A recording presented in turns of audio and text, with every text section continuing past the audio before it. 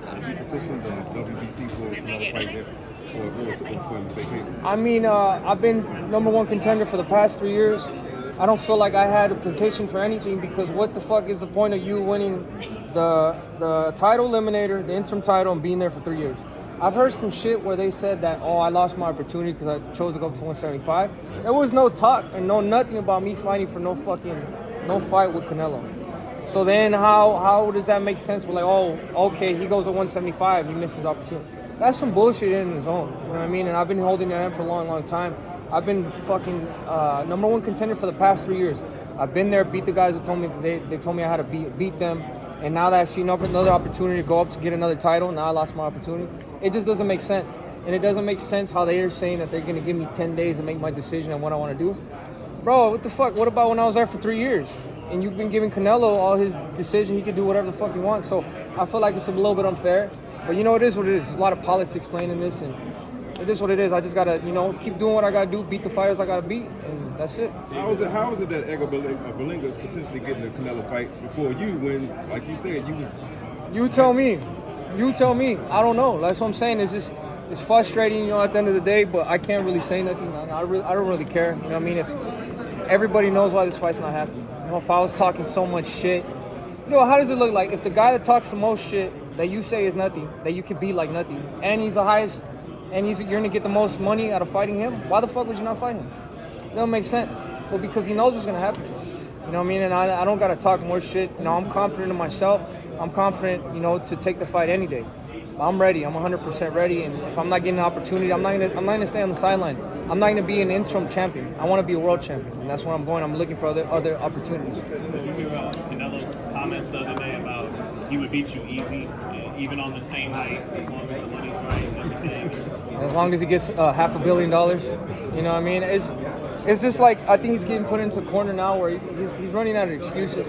He said that the only thing I bring is 25 extra pounds and I'm not worth nothing, but he's asking $200 million, and now he's gonna fight me in the same night. It's just stupid, bro. Like, just tell the people you don't want to fight me. Do you think his hunger is dissipating? I don't know. I can't talk to you about what his hunger is or how his training is or how he feels. I can only speak to you about myself, but for me, it looks like fear. It looks like fear, like he's scared of me. What's your thoughts on Ryan Testapod? I have no thoughts about that. I don't want to speak about that. How do you see Canelo and Jaime going down tonight? I think it's gonna be a great fight. It's gonna be a great fight. I think Jaime Munguia is gonna give him a tough fight, tougher than people think, because Jaime Munguia he's a tough fighter. He throws a lot of combinations and he's strong too. The only thing that's iffy about him is his defense. He gets hit with a lot of shots, and so we'll see what Canelo does. But I think it's gonna be a late round stoppage. Do you think Jaime gets a bigger chance, given that all the attention has been on the Oscar Canelo beef going into this one? He gets a bigger what? Do you think he has an even bigger chance, seeing how all the attention is going into Oscar and Canelo and all I that? mean, I don't really think that matters at all. I think it's probably easier for him to focus. So probably, he's probably more focused on the fight. But I mean, he has his work cut off for him. It's crazy that it's the second fight at 168, and now he's fighting for all the titles. Berlanga, I don't want to talk shit about this guy. I'm just saying facts. He hasn't really fought nobody, and now he's supposedly gonna fight in September. You know what I mean? So people say I'm talking shit. I'm doing too much, this and that. Bro, I paid my dues. I beat Caleb Plant and I beat Andre back to back. You know what I mean? When nobody thought I was gonna beat them. So I mean, it's a little unfair, but hey, that's what it is. What do you think about Caleb Plant and Edgar Berlanga yesterday? Immediately after the weigh, and they were saying some stuff, and then the camera rolls up, and they almost went at it. I think that'll be a good fight. I think I'll definitely be a good fight. I would love to see it. I think that honestly, if you would give Berlanga a fight with Canelo, I think that's the fight that should happen before, and that's just me. What do you think? I know you've had some good relationship with Oscar, went to dinner a few times. I saw your post on Instagram about it. But yeah, what do you think of that back and forth between De La Hoya? I think it was some happy for De La Hoya that he was able to get that off of his chest. He's been holding it in for a long, long time, and there was no lies told when he was talking that. When he said that Munguia was ready to step in when Canelo tested positive twice for steroids, that wasn't a lie.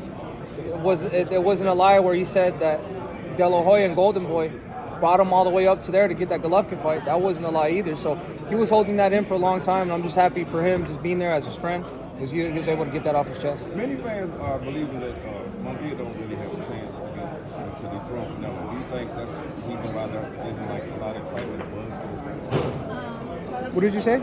I said the fans believe that Munguia doesn't have a chance in this fight to dethrone Canelo. Oh, I think he has a good chance, but I think it's just too much respect.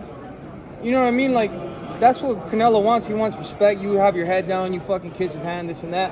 But that's boring. I don't want to see that shit. I want to see somebody in there who's actually confident in their skills. This is the biggest fight of his life. You know, I want to see him. I want to see some, to let him know that he's there to win the title, not for there. This looks like he's there for a paycheck, to be honest with you.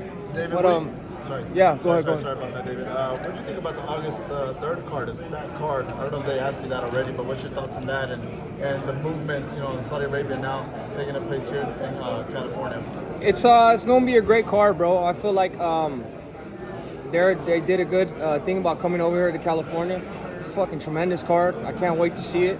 Hopefully, I'm gonna be there, but I'm not sure yet. But it's a great card overall, and it's great for the sport. Which was your favorite fight to see on that one? Because there's a lot. There's a lot of good fights, but my favorite one is that's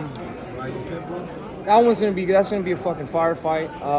Crawford, they're all good, bro. Fucking now you got what's his name fighting Virgil Ortiz fighting Tim Tszyu.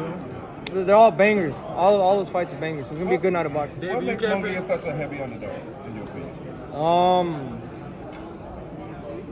I don't know, bro. I don't know. I think everybody that fights Canelo, they're big underdogs. It don't matter who it is, just because of all of Canelo's accolades, and that's something you can't take from him. It's something I'm not gonna take from him either. But probably just that Canelo, has been a dominant fighter. David, you're fighting at 175 now.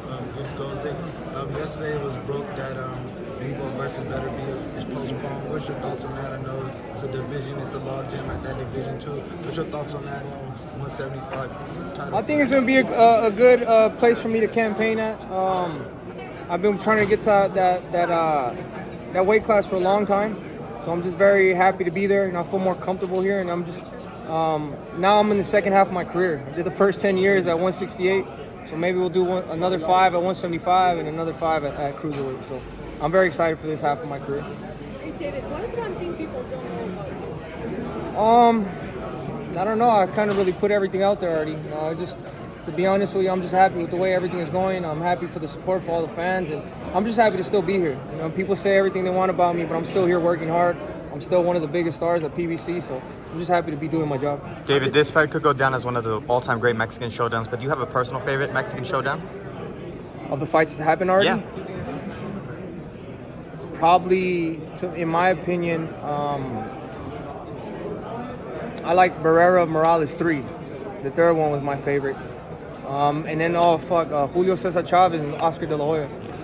Those were tremendous fights.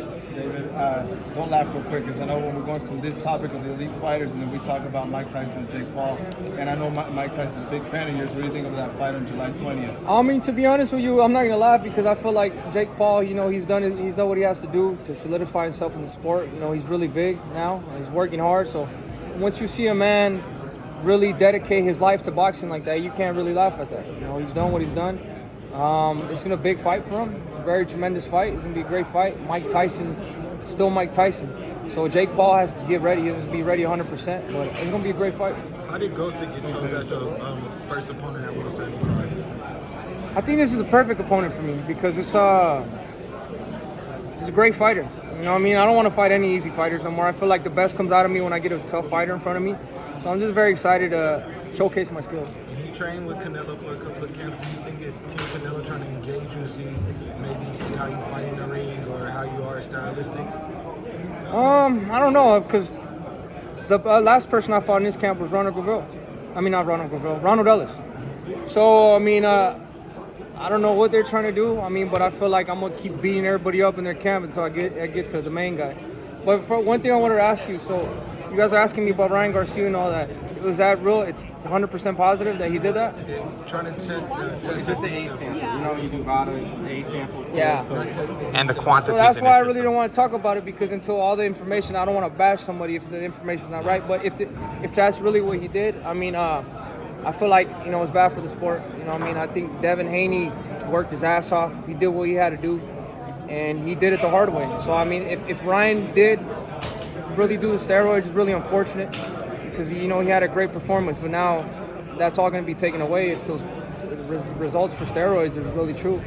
David, do you hear people say? Go ahead.